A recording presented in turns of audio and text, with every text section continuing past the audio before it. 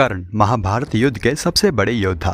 आज हम आपको कर्ण की एक ऐसी कहानी के बारे में बताएंगे जिसे शायद ही आपने सुना हो। जिस तरह अर्जुन के पास गांडीव धनुष होने के कारण उन्हें गांडीवधारी कहा जाता था, उसी प्रकार महारथी कर्ण के पास एक ऐसा अद्भुत धनुष था जिसका नाम था विजय धनुष, और इसी कारण ही कर्ण को विजयधारी भी कहा जाता था।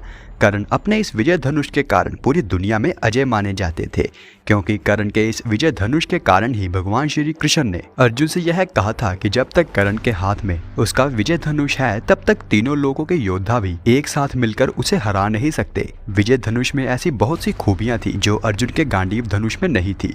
कर्ण का विजय धनुष मंत्रों से इस प्रकार से अभिमंत्रित था कि वह जिस भी योद्धा के हाथ में होता था उस योद्धा के चारों तरफ एक ऐसा अभेद घेरा बन जाता था जिसे भगवान शिव का पशुपति अस्त्र भी नहीं भेद सकता था। मंत्रों से अभिमंत्रित होने के कारण उस विजय धनुष पर किसी भी बाण को रखकर चलाया जाए तो उसकी शक्ति उसकी वास्तविक शक्ति से कई गुना बढ़ जाती थी। किसी भी धनुष के प्राण उसके प्रत्यंचा में होते हैं और विजय धनुष की प्रत्यंचा इतनी मजबूत थी कि उसे दुनिया को कोई भी अस्त्र और शस्त्र भेद नहीं सकता था। विजय धनुष की इतनी खूबियां जानने के बाद अब आपको समझ में आ ही गया होगा कि किस कारण कर्ण को हराना असंभव था। तो चलिए अब मैं आपको बताता हूँ कि यह विजय धनुष महारथी कर्ण के पास आखिर आया कैसे। कहते हैं कि इस विजय धनुष को भगवान विश्वकर्मा ने स्वयं बनाया था और इसका निर्माण तारकासुर राक्षस के पुत्र की नगरी त्रिपुरा का विनाश करने के लिए किया गया था। इसी विजय धनुष पर अपना पशुपति अस्त्र चलाकर भगवान शिव ने उन राक्षसों और उनकी नगरी का विनाश किया था, और उस राक्षस नगरी के विनाश के बाद भगवान शिव ने इस धनुष को इंद्रदेव को दे दिया था। इस शक्तिशाली धनुष से देवराज इंद्र ने कई बार राक्षसों और असुरों का विनाश किया था। कहते हैं कि उस समय राक्षस देवराज इंद्र से इतना नहीं डरते थे जितना कि इस विजय धनुष से डरते थे।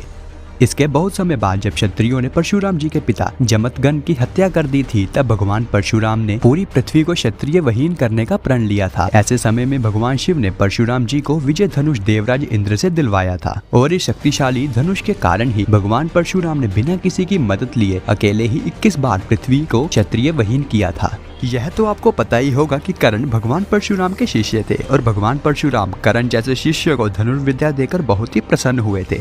लेकिन कर्ण ने झूठ बोलकर भगवान परशुराम से शिक्षा ली थी, और इसी कारण ही भगवान परशुराम ने कर्ण को युद्ध के समय धनुर्विद्या भूल जाने का श्राप दिया था। उसके बाद भगवान परशुराम को लगा कि उन्होंने अपने सबसे प्रिय शिष्य कर्ण को कुछ ज्यादा ही कठोर दंड दे दिया है। उनको कर्ण पर दया आ गई और उसी समय उन्होंने कर्ण को अपना विजय धनुष दे दिया। लेकिन कर्ण ने विजय धनुष पाने के बाद भी उसका इस्तेमाल कभी नहीं किया, क्योंकि कर्ण उस दिन विजय धनुष का इस्तेमाल करना चाहते थे जिस दिन रणभूमि में उनका सामना अर्जुन से होना था, ताकि वह अर्जुन को विजय धनुष से मार सके। महाभारत युद्ध के 17वें दिन जब कर्ण कौरवों की सेना के सेनापति थे, तब उसने पहली बार अर्जुन से युद्ध करने के लिए अपना विजय धनुष हाथ में उठाया था। लेकिन दुर्भाग्य से ही कर्ण के रथ का पहिया दलदल में फंस गया, और रथ का पहिया निकालने के लिए कर्ण रथ से नीचे उतरे पर अपना धनुष रथ में ही छोड़ आए थे।